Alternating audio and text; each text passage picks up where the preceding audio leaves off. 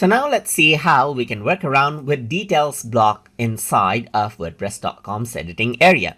So over here, you can see that I got this block right here. Let me just delete and start fresh.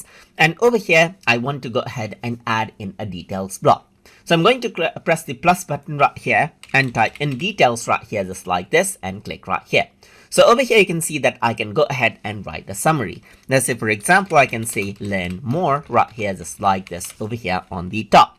So now what I can do around over here is add in the details for hidden block right here. So now what I can simply do is, let's say, for example, to learn about multimedia and general computing, please subscribe to TutorTube YouTube channel right here, just like this. So this is what you have, and you can see that this is right here. So you can see that I can actually expand this, and then as I click outside, that particular information is hidden. So if I were to go around onto, let's say, for example, the view as well, even in the tablet view, as you can see right here, you can see that it works the same. But let me just go around over here and preview this in a new tab.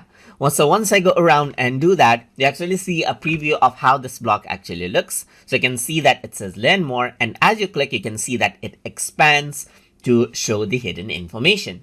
And that is how you can go ahead and then work around with the details block inside of WordPress.com. So I hope you guys learned something as always. And as always, please like, comment, share, and subscribe.